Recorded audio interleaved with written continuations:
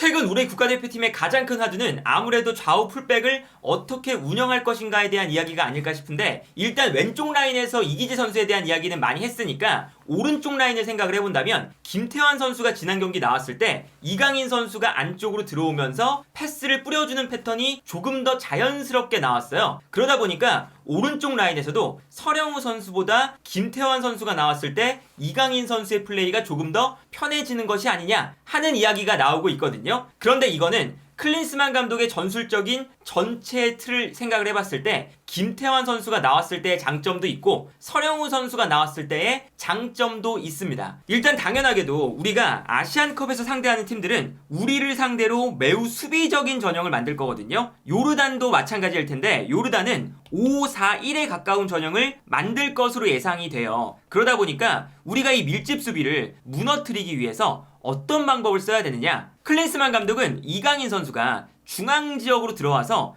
패스를 뿌려주는 이러한 형태보다 이강인 선수가 측면을 넓게 사용하면서 상대 수비를 측면으로 끌어내기를 조금 더 원할 때가 많거든요. 왜 그러냐면 이강인 선수가 아무래도 우리 대표팀의 주요 선수다 보니까, 그리고 볼을 가장 많이 만지는 선수다 보니까 이강인 선수가 안쪽으로 들어오는 순간 이강인 선수를 따라서 상대 수비가 중앙에 더욱더 밀집할 수가 있는 거죠. 이러면 이강인 선수 이 좁은 공간에서 패스를 뿌려주기가 조금 더 어려워지는 거거든요. 물론 이제 뒤에 있었던 서령우 선수 혹은 이제 김태환 선수가 나올 때 오른쪽 공간으로 뛰어나가는 이러한 동작이 나오면서 다소 이강인 선수에게 붙어있는 수비를 끌어낼 수 있겠지만, 기본적으로는 이강인 선수가 가운데로 들어갔을 때 상대 수비가 중앙에 밀집할 수 있는 이러한 형태를 기본적으로 클린스만 감독이 만들고 싶지 않아 할 때가 많아요. 그러다 보니까 이강인 선수가 측면을 넓게 쓸 때 상대 수비가 끌려 나오면 요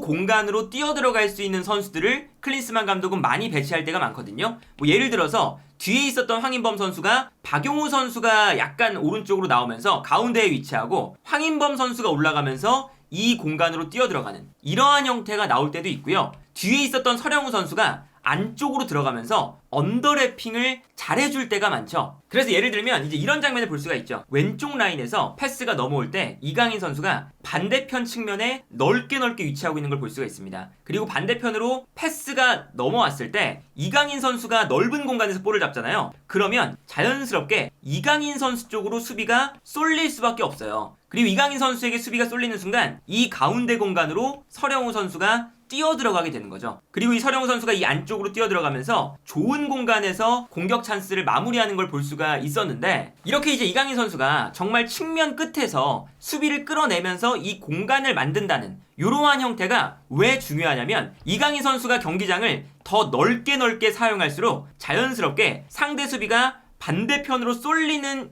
빈도가 더욱더 높아질 수밖에 없습니다. 그런데 상대 수비가 반대편으로 쏠리면 우리 대표팀이 가장 주요한 공격 패턴 중에 하나로 여기고 있는 반대편에 황희찬 선수에게 넓은 공간이 난다. 이 형태를 우리가 자연스럽게 만들 수가 있는 거죠. 그러다 보니까 이강인 선수를 조금 더 안쪽으로 들어오게끔 만드는 것보다 상대의 밀집 수비를 풀어내기 위해서 반대편에서 이강인 선수가 볼을 잡고 상대 수비를 아예 한쪽으로 쏠리게끔 만드는 것이 상대 수비의 공간을 만들었는데 조금 더 용이하다라는 판단에서 이강인 선수를 넓게 사용을 하고 있는 건데, 그러다 보니까 김태환 선수는 조금 더 직선적으로 빠르게 올라갈 수 있는 자원이라면 서령우 선수는 김태환 선수처럼 오른쪽 측면 공간으로 돌아뛰는 것도 가능하지만 살짝 안쪽으로 들어와서 이 안쪽 공간으로 침투하는 그러한 플레이도 잘하는 선수다 보니까 서령우 선수의 움직임이 이강인 선수와 잘 맞아떨어질 때가 자주 나와요. 그리고 여기에 더해서 이강인 선수 쪽에서만 볼이 전개가 되는 게 아니라 왼쪽에서 공격이 전개될 때는 아무래도 상대 수비가 이번에는 이강인 선수가 아니라 반대편 측면으로 쏠리게 됩니다. 그러면 이강인 선수에게 넓은 공간을 만들어주기 위해서 왼쪽에서 오른쪽으로 패스가 넘어오게 되죠. 사실 이강인 선수한테 넓은 공간을 만들어주기 위해서 이 이기재의 왼발이 필요할 때가 있는 건데, 이기재 선수가 살짝 안쪽으로 들어왔다가 상대 수비가 쏠릴 때 이강인 선수 쪽으로 방향 전환 패스를 하는 이러한 장면을 자주 볼 수가 있어요.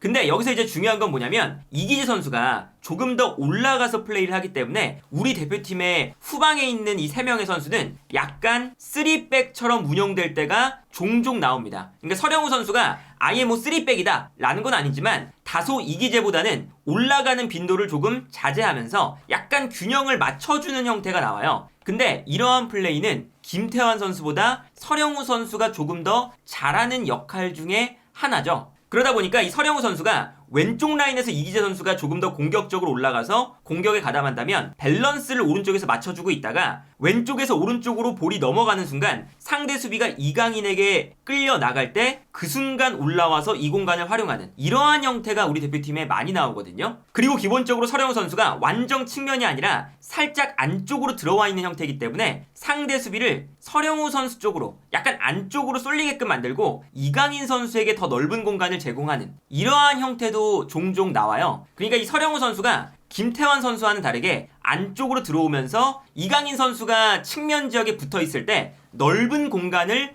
확보할 수 있게 만드는 그러한 형태를 서령우 선수가 만들어주는 경우가 자주 나옵니다. 그래서 예를 들면 이제 이런 장면을 볼 수가 있어요. 서령우 선수가 살짝 안으로 들어가 있기 때문에 상대 수비가 중앙 지역으로 다소 쏠려 있죠. 그러다 보니까 이강인 선수에게 넓은 공간이 발생하는 걸 볼 수가 있습니다. 그리고 여기서 서령우 선수가 이강인 선수에게 공간이 나니까 이강인 선수에게 패스를 보내줘요. 그리고 이강인 선수가 넓은 공간에서 볼을 잡을 때 이번에는 상대 수비가 이강인에게 쏠리니까 서령우 선수가 가운데로 들어왔다가 이강인을 도와주기 위해서 이강인의 뒤쪽으로 돌아뛰기 시작합니다. 그래서 서령우 선수가 뒤쪽으로 돌아뛰니까 자연스럽게 상대 수비가 이강인에게 붙는 것보다 살짝 뒤로 물러나게 되고요. 그때 이강인이 안쪽으로 접고 들어올 수 있는 공간이 또 생기는 거죠. 여기서 이제 이강인이 반대편을 바라보면서 전환 패스를 보내주는 장면이거든요. 이런 장면을 보면 서령우 선수가 안쪽과 측면을 번갈아 가면서 뛰면서 이강인 선수에게 공간을 많이 만들어주고 있어요. 이 장면도 보시면 서령우 선수가 다소 안쪽으로 들어가기 때문에 상대 수비가 서령우 때문에 안쪽으로 끌려 들어가고 있습니다. 그러면 자연스럽게 이강인 선수에게 넓은 공간이 생기겠죠? 그래서 서령우 선수가 이강인에게 패스를 보내줘요. 그 다음에 이강인에게 수비가 끌려 나오는 그 순간 서령우 선수가 아까와 비슷하게 뒤로 돌아뛰기 시작합니다. 그래서 서령우 선수가 여기서도 뒤로 돌아뛰기 시작하니까 상대 수비수들이 서령우 선수를 따라서 아까처럼 약간 뒷걸음질을 치게 되고 이때 이강인이 안쪽으로 접고 들어와서 반대편을 바라보면서 크로스를 올려주게 되는 거죠. 여기서도 우리가 이강인의 크로스 박스 안에서 결정적인 침투가 나오면서 득점 찬스에 가까운 장면이 나왔었죠. 그래서 기본적으로 이 서령우 선수의 장점은 안쪽으로 들어오는 플레이와 측면으로 나가는 플레이가 동시에 가능하기 때문에 이강인이 측면에 있을 때는 본인이 안쪽으로 들어오면서 이강인에게 공간을 만들고 이강인이 측면에서 볼을 잡았을 때 수비가 이강인 쪽으로 쏠리면 서령우 선수가 뒤로 돌아뛰면서 이강인 선수가 안쪽으로 접고 들어올 수 있는 상황을 만들고 여러 가지 측면에서 다양한 옵션을 제공을 하고 있고요. 여기에 더해서 서령우 선수가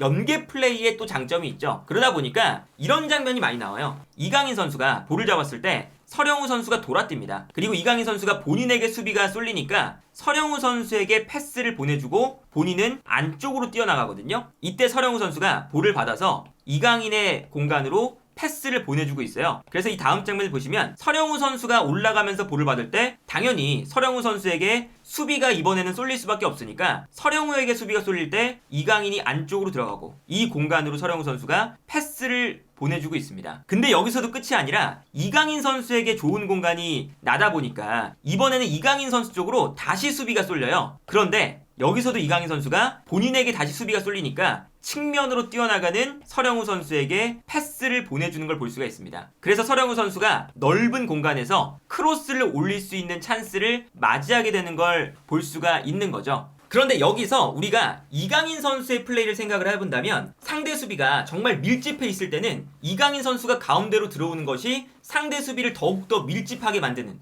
그러한 효과를 가져올 수도 있지만 상대가 약간 올라오는 타이밍이라면 그리고 상대가 조금 더 공격적인 팀이라면 이강인 선수가 오히려 상대가 수비를 밀집시키지 않으면 그 상대 수비 라인 사이에서 볼을 잡은 다음에 경기장 전체를 바라보면서 패스를 뿌려주는 역할은 이강인 선수가 너무나도 잘하거든요. 그래서 지난 바레인전에 이기재 선수 대신에 김태환 선수가 들어오고 서령우 선수가 왼쪽, 김태환 선수가 오른쪽 이렇게 배치가 되었을 때 여기서 좋았던 건 뭐냐면 바레인이 실점을 한 다음에 공격적으로 올라오는 시점이 되니까 상대 수비의 공간이 점점 더 발생을 하기 시작합니다. 그리고 이 공간이 발생을 하니까 이강인 선수가 이 안쪽으로 들어와서 볼을 받으면 뛰어나가는 선수들에게 패스를 뿌려줄 수 있는 찬스가 더욱더 많이 나오는 거예요. 특히나 이 가운데로 들어와서 패스를 뿌려주게 되면 결정적인 패스를 찔러줄 수 있는 확률이 높아지니까 이강인 선수가 공간이 나는 순간 조금 더 안쪽에서 플레이하는 것이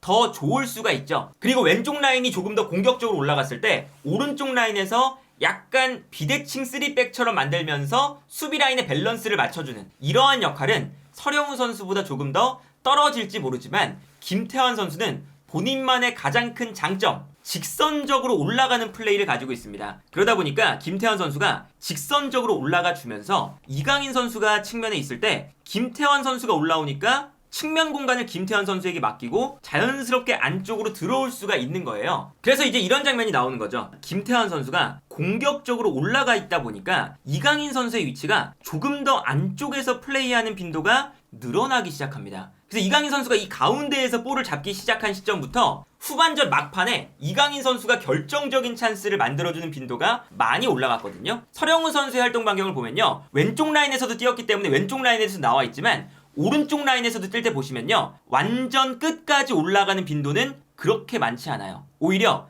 약간은 조금 더 안쪽으로 들어가 있는 이러한 위치에서 서령우 선수가 조금 더 많이 뛰었다는 걸 알 수가 있죠. 이 공간은 아무래도 왼쪽에서 이기재가 올라갈 때 밸런스를 맞춰주고 이강인 선수가 측면으로 벌려줄 때 조금 더 안쪽으로 뛰어들어가주는 이러한 역할을 맡았다는 걸 알 수가 있거든요. 반면에 김태환 선수를 보시면요. 서령우 선수의 히트맵과 비교해봤을 때 조금 더 앞쪽에서 많이 뛰었다는 걸 볼 수가 있죠. 정말 터치라인 끝에도 활동 반경이 만들어져 있고요. 그리고 서령우 선수의 히트맵이 하프라인 쪽에 많이 찍혀 있었다면 김태환 선수는 비교적 조금 더 앞쪽에 히트맵이 더 붉은색으로 많이 찍혀 있는 걸 볼 수가 있어요. 그렇다는 건 이 히트맵만 봐도 서령우 선수와 김태환 선수의 다소간의 차이점을 볼 수가 있는 거고, 이건 이제 우리 대표팀의 정말 이제 선택이라고 볼 수가 있는 건데, 오른쪽에서 김태환 선수가 직선적으로 올라가게 되면 아무래도 이게 왼쪽 라인에서 이제는 밸런스를 맞춰줘야 되죠. 그러면 김태환 선수가 오른쪽에 나왔을 때는 왼쪽 라인에 이기재 선수보다 서령우 선수가 나오는 게 더 낫죠. 왜냐면 왼쪽 라인에서 밸런스를 맞춰주게 되면 서령우 선수가 이 밸런스를 맞춰주는 걸 아까 오른쪽에서 했다면 이번에는 왼쪽에서 할 수가 있으니까요. 그리고 여기에 더해서 오른쪽 라인에서 공격이 전개되다가 아무래도 이강인 선수가 오른쪽에 있으니까 상대 수비가 여전히 반대편에 쏠릴 수가 있어요. 근데 이렇게 쏠렸을 때 반대편에 이재성 선수나 황희찬 선수가 있을 때 측면을 넓게 사용하잖아요. 그러면 상대 수비가 한 명 끌려 나오게 됩니다. 그럼 여기서 이제 황희찬 선수가 1대1 돌파를 시도할 때도 있지만 여기서 뒤에 있었던 서령우 선수가 가운데로 뛰어가주면서 이 공간을 활용해 줄 수도 있는 거죠. 그래서 이 왼쪽 라인에 김진수 선수가 나왔을 때 황희찬 선수와 호흡이 굉장히 좋거든요. 예를 들면 이제 이런 장면이죠. 오른쪽 라인에서 우리가 공격을 전개하고 있다가 반대편에 황희찬 선수가 뛰어나가면서 황희찬 선수가 넓은 공간을 사용하기 시작하니까 반대편으로 패스를 전개해줍니다. 그리고 황희찬 선수가 볼을 잡는 순간 상대 수비가 한 명 끌려 나가요. 근데 이렇게 황희찬 선수가 볼을 받을 때 수비가 끌려 나가니까 안쪽으로 김진수 선수가 언더래핑을 하면서 이 공간으로 뛰어들어갑니다. 그리고 이 공간으로 황희찬 선수가 패스를 보내주면서 김진수 선수가 이 안쪽 공간을 활용하는 걸 볼 수가 있거든요. 그리고 여기서 김진수 선수가 크로스를 올려주면서 여기서 이제 득점이 나오는 장면인데, 그래서 우리가 벤투 감독 시절에도 왼쪽 라인에서 황희찬 선수나 이재성 선수가 넓은 공간을 쓰고 있을 때 김진수 선수가 안쪽으로 들어와서 언더래핑하는 조합이 꽤나 괜찮았었어요. 근데 이 서령우 선수가 왼쪽 라인에 나오게 된다면 서령우 선수가 왼쪽 라인에서 뭐 직선적으로 올라가서 크로스를 올리는 이러한 플레이도 가능하지만, 그리고 울산에서 그러한 역할로 꽤나 오랜 시간 뛰었지만 아무래도 서령우 선수는 왼발이 아니라 오른발을 쓰는 선수이기 때문에 왼쪽에서 공격으로 올라갈 때도 오버래핑보다는 약간 안쪽으로 뛰어들어가는 형태가 더 적합할 수도 있어요. 그러니까 이렇게 측면 공간을 넓게 쓰는 클린스만 감독의 전술에서 안쪽으로 침투해 들어가는 서령우의 움직임이 꽤나 좋은 조합이 될 수가 있는 거죠. 물론 서령우 선수가 이 위치에서 이기재 선수처럼 왼발로 패스를 올려주거나 아니면 상대가 본인에게 쏠려 있을 때 반대편으로 올라가 있는 이강인 선수에게 전환 패스, 아무래도 이러한 전환 패스는 이기재 선수보다 서령우 선수가 분명히 떨어지는 능력이긴 하지만 반대편 측면 공간에서의 빠른 활동량을 활용한 침투, 이거는 서령우 선수가 더 많이 가져갈 수가 있어서 이기재 선수와 서령우 선수가 왼쪽 라인에서 다른 스타일을 가지고 있고, 그렇다면 클린스만 감독이 상황에 맞게 이 스타일을 적절하게 활용하는 것도 고민해 볼 법하다. 이제 요르단전은 왼쪽 라인에 상대팀의 알타마리가 있죠. 이 알타마리는 리그왕에서도 드리블이 매우 좋은 편에 속하는 드리블러거든요. 이 선수가 뛰어나갔을 때 이기재 선수가 이 선수를 막는 것보다 서령우 선수가 막는 것이 수비적으로는 조금 더 좋을 수가 있고, 아무래도 이제 요르단의